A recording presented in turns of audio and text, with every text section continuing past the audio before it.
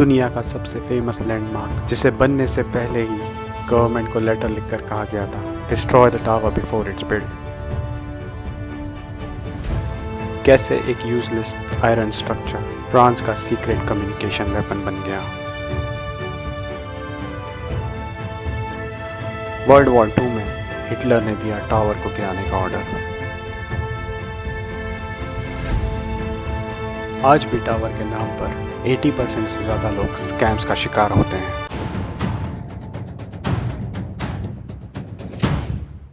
बात शुरू हुई 1887 से, जब गुस्ताव एफिल ने पहली बार एक 300 मीटर ऊंचे टावर का डिज़ाइन दुनिया के सामने रखा, जिसे एक टेम्परेरी स्ट्रक्चर के तौर पर 20 साल के लिए अप्रूव कर दिया गया। पर क्या ये पेरिस के लोगों को पसंद था? जी नहीं।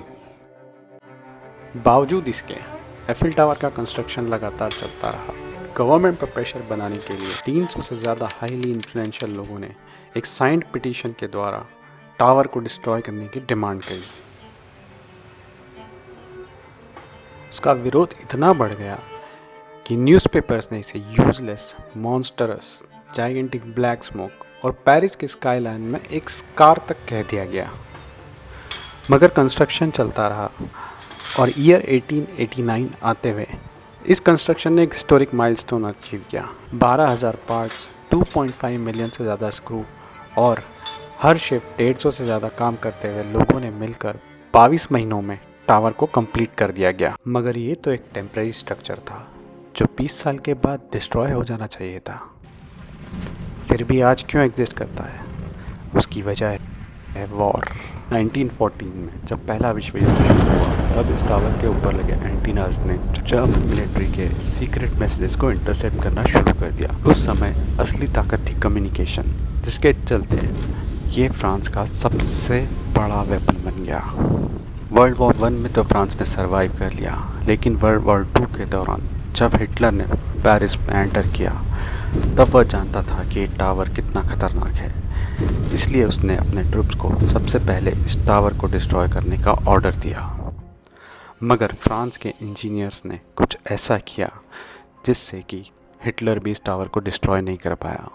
उन्होंने इस टावर के अंदर जो लिफ्ट्स लगी थी उसकी सारी वायर्स काट दी और फ्रांस ने एक बार फिर से अपने आप को भी और इस टावर को भी फिर से बचा लिया। अगस्त 1944 को यहाँ पर फ्रांस का झंडा लहराया गया। मगर ये टावर फिर से सुर्खियों में रहने लगा यहाँ पर होने वाले स्कैम्स के कारण। सबसे पहला स्कैम है पिटीशन स्कैम, में कि नॉर्मली लोग आपके पास आकर एक पिटीशन फिल करने को कहते हैं और बाद में टावर को सेव करने के नाम पर आपसे पैसा मांगते हैं। दूसरा स्कैम है यहाँ पर मिलने वाले टिकट्स। जब आप लाइन में खड़े होते हो, तब एक रैंडम पर्सन आकर आपको बोलता है कि इस लाइन को छोड़कर आप मुझसे टिकट ले लीजिए और मुझे उस टिकट के पैसे दे दीजिए, जो कि फेक और यूज टिकट्स होते हैं, जो आपके किसी काम के नहीं।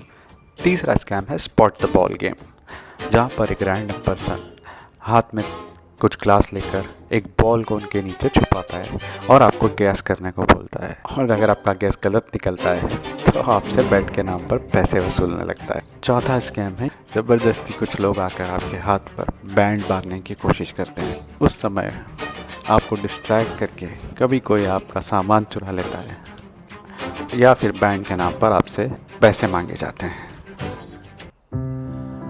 अब बात करते हैं कुछ आइकॉनिक फोटो स्पॉट्स की, जिन्हें कई बार लोग इग्नोर भी कर देते हैं, जैसे कि बीर हकीम। ये एक बहुत ही सिनेमेटिक मूवी स्टाइल स्पॉट है, जो कि आपने काफ़ी मूवीज़ में देखा भी होगा, जहाँ पर कई बार आपको लोग डांस करते हुए, वेडिंग शूट करते हुए, प्लान करते हुए दिख जाते हैं। ट्रोकादेरो आइकॉनिक है, लेकिन बहुत ज़्यादा भीड़ रहती है वहाँ पर, तो इसलिए उसे आपको या तो अर्ली मॉर्निंग जाना पड़ेगा या फिर आप उसे लेट नाइट जा सकते हैं।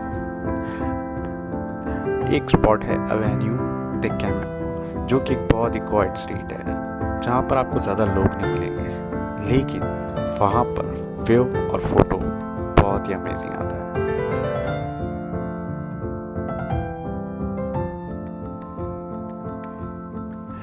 एक स्पॉट जो कि एफिल टावर के बहुत पास है, लेकिन आज भी बहुत ही अंडररेटेड है, द रिक्रूटमेंट कैफ़े, जो कि भीड़ से थोड़ा सा दूर शोर से थोड़ा सा अलग, यहाँ पर बैठकर आप कॉफ़ी पीते हुए पेरिस को महसूस कर सकते हैं। सड़क पर गुजरती हुई गाड़ियाँ और दूर से दिखता हुआ एफिल टावर। कभी कभी पेरिस को समझने के लिए मॉन्यूमेंट्स नहीं, ऐसी छोटी छोटी जगह ही काफ़ी होती है। And finally the garden in front of Eiffel tower. यहाँ पर बैठने के लिए आपको एक भी यूरो खर्च नहीं करना पड़ता, ये हमेशा फ्री है। कभी कभी पेरिस की सबसे खूबसूरत मेमोरीज बिना टिकट के ही बन जाती हैं।